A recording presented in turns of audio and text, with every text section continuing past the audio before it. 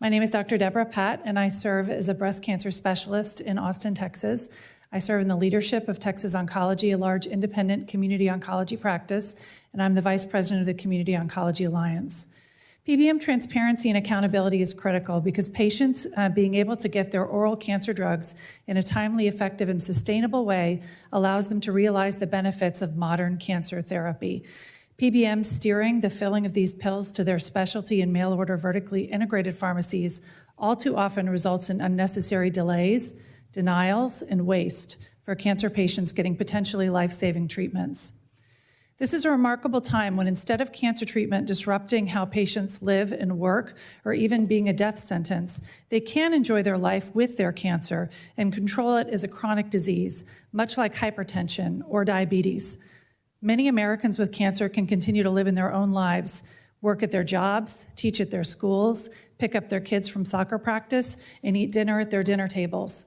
Oral cancer therapy accounts for about 30% of these therapies today, and we anticipate this will grow to over 60% in the next few years. So this is a large issue and it's growing. The increasing use of these effective but expensive specialty drugs and their profit potential has attracted the top PBMs, with the largest three controlling 80% of the prescription drug market, and adding the next three largest adds to 96% of control. This gives these PBMs who are owned by or own the largest health insurers substantial leverage in controlling what treatment patients get and how and when they get it. PBMs frequently delay and detour appropriate and timely therapy for my patients. The delays and detours are difficult to anticipate and limit a doctor's ability to effectively control the cancer. And delays can lead to poor disease control, morbidity, and mortality for the patients we serve. Doctors frequently modify treatment doses to optimize therapy and control toxicities, sometimes in as little as 1 to 2 weeks after starting a treatment. When a PBM mail-order pharmacy is only willing to fill a 90-day script, supplies of cancer medications, then this can lead to extremely expensive waste, as patients may get 1 to 2 additional months of drugs that they can't ultimately use. I urge you to read my testimony about my patient Tanya, a 40-year-old woman with metastatic breast cancer that now is in her brain. Unfortunately, Tanya was blocked by PBMs and the insurer from getting the medication abemaciclib that I believe is one of the most effective therapies in treating her cancer and her brain metastases.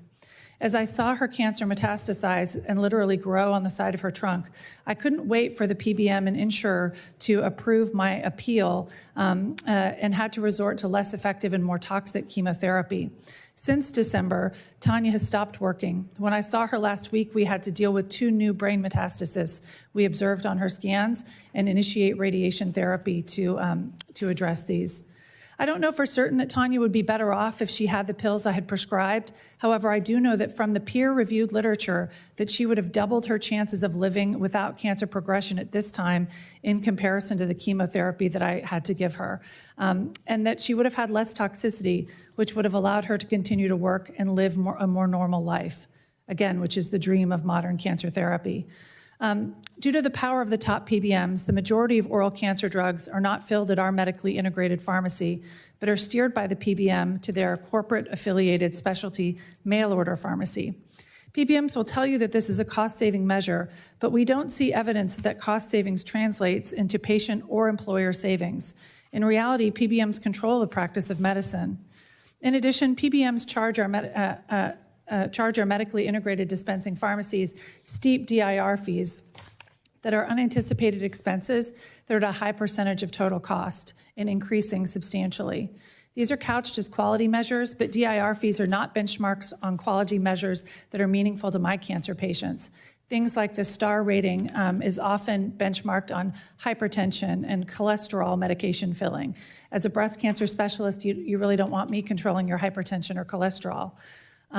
So this is problematic and not meaningful to cancer patients.